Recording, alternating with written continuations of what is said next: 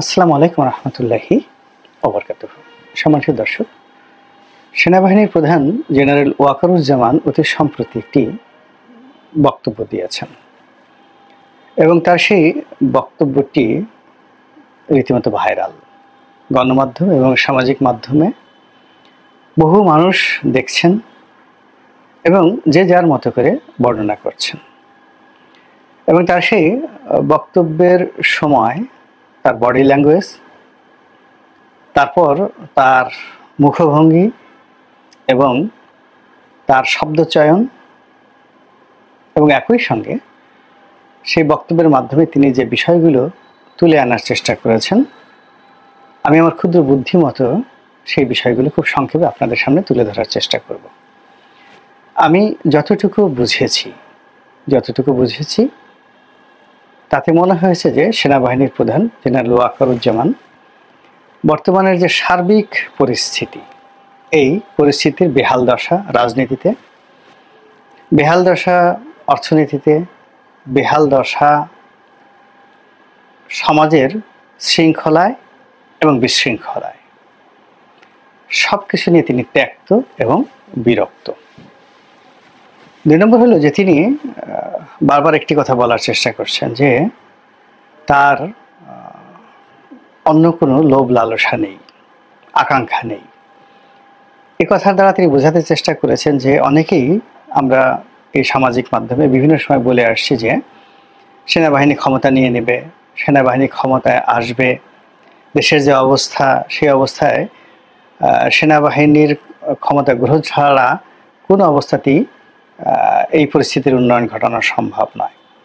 সম্ভবত এই সকল প্রচার প্রোপাগান্ডার বিপরীতে তিনি বলার চেষ্টা করেছেন যে তিনি ক্ষমতালোভী নন, তার কোনো আকাঙ্ক্ষা নেই, আগ্রহ নেই এবং এই ধরনের কোনো প্ল্যান নেই। এবং আমরা এই কথাটা বিশ্বাস করতে চাই, কারণ হলো তার যদি সেই ধরনের কোনো আগ্রহ থাকতো তাহলে ডক্টর মোহাম্মদ ইউনূসের পরিবর্তে তিনি সেই প্রধান সামরিক আইন প্রশাসক হিসাবে তিনি সেই সেনা শাসন দিতে পারতেন এবং ওই সময়টিতে সেনা শাসন যদি তিনি দিতেন সকল পক্ষকে তো মেনে নিত, এমনকি আওয়ামী লীগের যারা লোকজন তারাও খুশি হতেন, এমনকি সেনা শাসনের অধীন শেখ হাসিনা জেলে যেতেও স্বাচ্ছন্দ্য অনুভব করতেন। বিএনপিও এখন যে একটা অস্থিরতার মধ্যে পড়েছে, অস্বস্তির মধ্যে পড়েছে, তো তখন বিএনপি অনায়াসে 2 বছর 3 বছর সেনা শাসনের অধীনে তারা থাকতে তাদের আপত্তি জানাতেন না। আর জামাত তো সবার আগে সেই তাদের যে স্বাগতম আহলান ওয়া সাহলান এই ফুলের মাল্য নিয়ে সেনাপ্রধানের সেই অফিসে চলে যেত। তো যাই হোক, ডক্টর ইউনূসও খুশি হতেন। তিনি তো শুধুমাত্র মামলা থেকে মুক্তি পেতে চেয়েছিলেন, ছাত্ররাও খুশি হতো, এর কারণ হলো তারা চাকরি চেয়েছিল। তো দেশের সেনাবাহিনীর শাসন থাকলে একটা নিরপেক্ষ পরীক্ষা ব্যবস্থা, কোটাবিহীন পরীক্ষা ব্যবস্থা যদি চালু হতো, ছাত্ররা বিসিএসে কর্মকর্তা হতেন। সারা দেশে মিলিটারি যাকে বলা হয় মার্শাল কোর্ট, ল কোর্ট হতো এবং সেখানে খুব দ্রুত বিচার করে ছাত্রলীগ, যুবলীগ, আওয়ামী লীগ এদের সবার বিচার করা যেত এবং এতদিন অনেক কিছু কুল্লো খালাস হয়ে যেত। কিন্তু সেই কাজটি তিনি করেননি। সেই কাজটি তিনি না করে একটি বেসামরিক প্রশাসনের হাতে বা সরকারের হাতে ক্ষমতা দিয়েছেন। পেছন দিক থেকে তিনি লজিস্টিক সাপোর্ট দিয়েছেন এবং এখন পর্যন্ত দিয়ে যাচ্ছেন। কিন্তু এতে করে পরিস্থিতির অবনতি হয়েছে, ভীষণ রকম অবনতি হয়েছে এবং এই অবনতির কারণে তিনি বিরক্তি প্রকাশ করে বলেছেন এনাফ ইজ এনাফ। কিন্তু এই কথা বললে তিনি নিজের যে দায়, এই দায় থেকে তিনি মুক্তি পাবেন না। প্রথম কারণ হলো জনগণ কিন্তু শেখ হাসিনার পালিয়ে যাওয়ার পর সেনাপ্রধানের কথার উপর বিশ্বাস করেছে যে আমার উপর আস্থা রাখেন, আমি সবকিছু দেখছি। তারা কিন্তু ডক্টর মোহাম্মদ ইউনূসকে সেনাপ্রধানের মনোনীত ব্যক্তি হিসেবে মনে করেন। সেনাপ্রধানকে ডক্টর মোহাম্মদ ইউনূসের অধীনস্থ মানে ব্যক্তি বা কর্মকর্তা, যেটা শেখ হাসিনার জামানাতে তিনি ছিলেন, ওটা মনে করেন না কেউ। তো কাজেই তিনি ইচ্ছে করলে যদি খালি বলেন এনাফ এনাফ বা এটা হয়েছে এটা হয়েছে, এটা বললে তিনি পার পাবেন না। এটা হলো বাস্তবতা।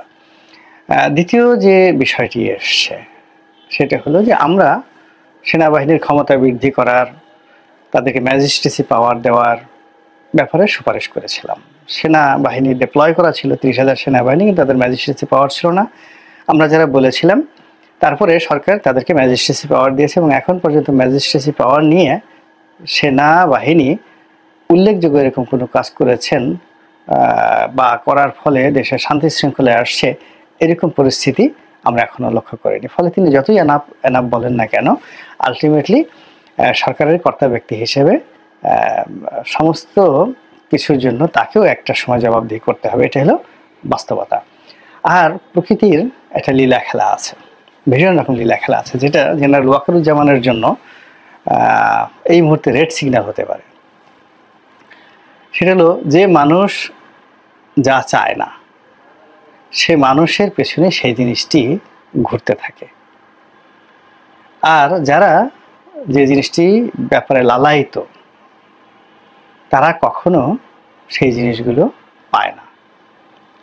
আমি ঠিক বেগম জিয়ার সেই 91-এর সরকার গঠন, শেখ হাসিনার জয়লাভ 1/11, তারপর 2008 সনের শেখ হাসিনার জয়লাভ, এরপরে বহু বহু মানুষের মন্ত্রী হওয়া থেকে শুরু করে মন্ত্রিত্ব হারানো, এখানে দেখেছি 99.99% কাজই প্রকৃতির আইন অনুযায়ী হয়েছে, কোনো তদবিরে হয়নি।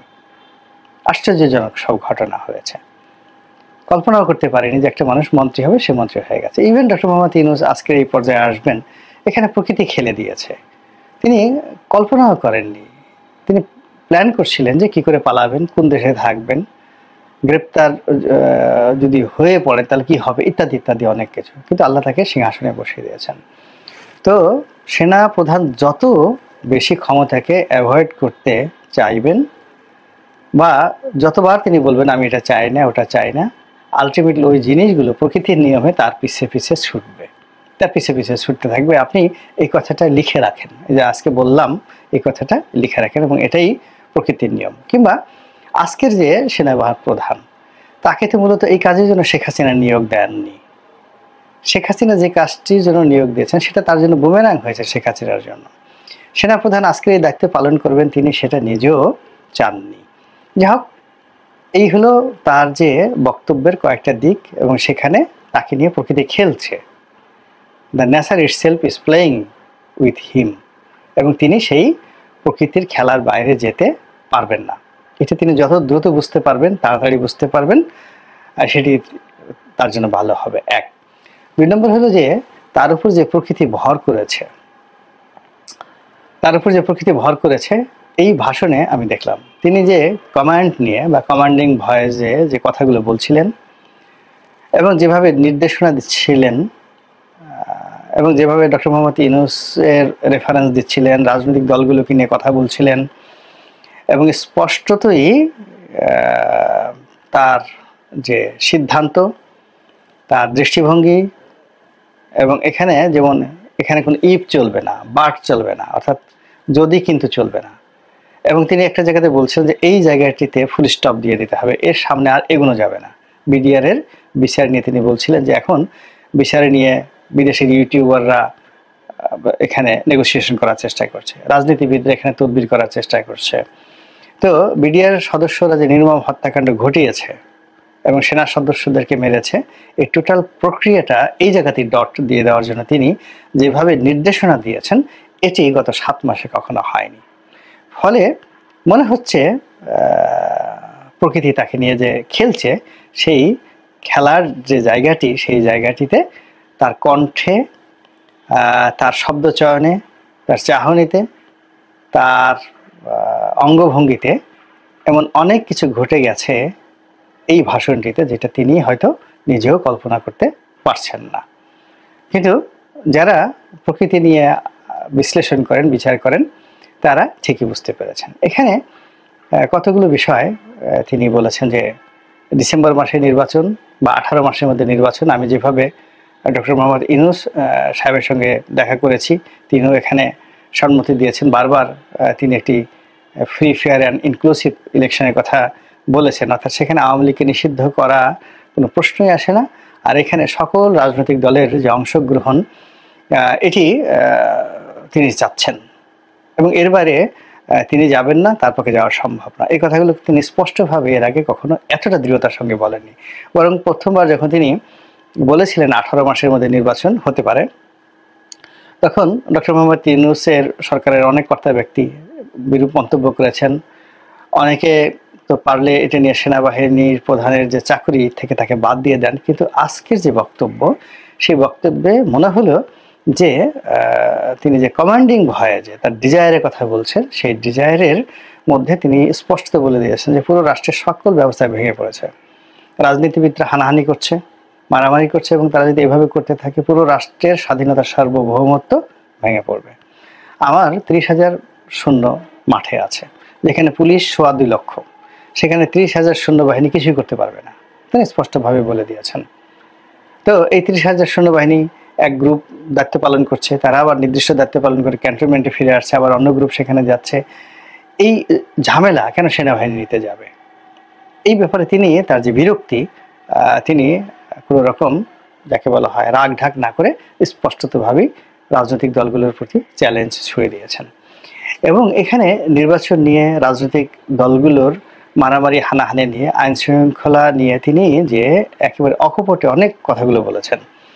এবং কেন এই অপরাধ হচ্ছে, এই অপরাধ হওয়ার জন্য অপরাধীরা কেন এই সময়টিকে বেছে নিয়েছে, কেন এটাকে স্বর্গোদ্যান মনে করছে, অপরাধের স্বর্গ রাজ্য মনে করছে, সেটারও তিনি ইঙ্গিত দিয়েছেন যে আপনারা মারামারি করবেন, কাটাকাটি করবেন, নিজেরা চাঁদাবাজি করবেন, একে অপরের 14 গোষ্ঠী উদ্ধার করবেন। আর এই সময়টাতে ছিনতাইকারী, ডাকাত, রাহাজানি, ধর্ষক যারা রয়েছেন তারা আঙ্গুল চুষবেন, এটা হয় না। আইনের ভাষা এটা বলে না, অপরাধ বিজ্ঞানের ভাষা এটা বলে না। সে কথা তিনি স্পষ্টভাবে বলে দিয়েছেন। এবং স্পষ্টতই এই সময়টাতে বাংলাদেশের বিভিন্ন যে সকল আন্ডারওয়ার্ল্ডের কর্মকাণ্ড চলছে, সামাজিক মাধ্যম, গণমাধ্যম, তারপর বিদেশি চক্র, দেশি চক্র, রাজনৈতিক চক্র, অচক্র, কুচক্র, বিভিন্ন বুদ্ধিজীবী, তথাকথিত বুদ্ধিজীবী, তারপরে যাকে বলা হয় বিভিন্ন ধর্মের নাম ব্যবহারকারী বিভিন্ন ধর্মীয় বক্তা, ভণ্ড পীর, সবাই যার যার অবস্থা থেকে যে যেভাবে পারছে, ওয়াজ হোক, বক্তব্য হোক, গান হোক, বাজনা হোক, বিশৃঙ্খলা তৈরি করে ফেলেছে। তো এই বিশৃঙ্খলা যে তাকে উত্তেজিত করে ফেলেছে, এই বিশৃঙ্খলা যে তাকে কঠোর করে ফেলেছে, এই বিশৃঙ্খলা যে তাকে দৃঢ়তা দিয়েছে, এটা এই বক্তব্যে আমরা বুঝতে পারলাম। এবং তিনি যে সতর্কবার্তা দিয়েছেন, আমার ক্ষুদ্র অভিজ্ঞতা নিয়ে আমি বলতে পারি তার সেই সতর্কবাণী কেউ শুনবেন না। তিনি যাদেরকে জন্য সতর্কবার্তা দিয়েছেন কেউ শুনবেন না। আমাদের দেশের মানুষ কথা শুনে না, আমাদের দেশের মানুষ বাড়ি খায়, আমাদের দেশের মানুষ লাথি এবং গুঁতো না দেওয়া পর্যন্ত সে বুঝে না।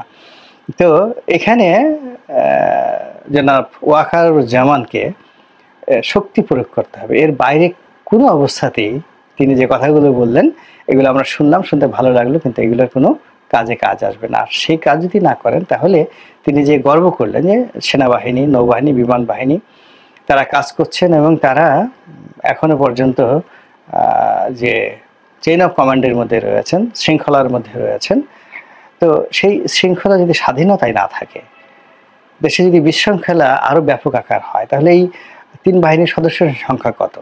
সাকুলে 2 লাখ, 2 লাখ মানুষ তো চেইন অফ কমান্ডে থাকতে পারবে না। এমনকি তারা মানে ক্যান্টনমেন্টের মধ্যে যদি দরজা বন্ধ করে নিজের এলাকাতে সমস্ত কামান, বন্দুক, তারপরে শস্য, এন্টি মিসাইল, সে যাকে বলা হয় এয়ারক্রাফট, মিসাইল, যে সকল মারণাস্ত্র রয়েছে সেগুলো যদি চারিদিকে তাক করে রাখেন তবু তারা রক্ষা পাবেন না। এর কারণ হলো সবচেয়ে ইফেক্টিভ, মধ্যপ্রাচ্যের ইফেক্টিভ বাহিনী ছিল সাদ্দামের রিপাবলিকান গার্ড। 10 লাখের ছোট্ট একটা দেশ ইরাক, সেখানে 10 লাখ সেনাবাহিনী ছিল এবং এর একটা বিরাট অংশ ছিল রিপাবলিকান গার্ড, দুর্ধর্ষ। সেই রিপাবলিকান গার্ড সম্পূর্ণ কিন্তু ভ্যানিশ হয়ে গিয়েছিল এবং সেই রিপাবলিকান গার্ডদের দিয়েই কিন্তু আইএস তৈরি করা হয়েছে আমেরিকা এবং ইসরায়েলের মদদে। তো কাজেই আমাদের এই যে বাংলাদেশে এখন যে শকুন উঠছে মাথার উপর, কাজেই এখানে যাদের হাতে লাঠি আছে, যাদের হাতে ক্ষমতা আছে, তাদেরকে সেটা প্রয়োগ করতে হবে। সেনাপ্রধান আজকে যে ভাষায় কথা বলেছেন তাকে স্বাগত জানাচ্ছি এবং এই ধরনের কথা আরও ঘন ঘন তার বলা উচিত। এবং দৃশ্যত আলটিমেটলি যেহেতু বদনাম তারই হবে, সুনামও তারও হবে, কাজেই তিনি কারোর উপর দায়িত্ব ছেড়ে দিয়ে বা ওখান থেকে তিনি একটা বক্তব্য দিয়ে বললেন যে অমুক ওটা করবে অমুক ওটা করবে, এতে হবে না। এতে করে আরও ক্ষয়ক্ষতির পরিমাণ বাড়তে থাকবে। আল্লাহ আমাদের সবাইকে হেদায়েত দান করুন এবং হেফাজত করুন। আসসালামু আলাইকুম ওয়া রাহমাতুল্লাহি ওয়া বারাকাতুহু।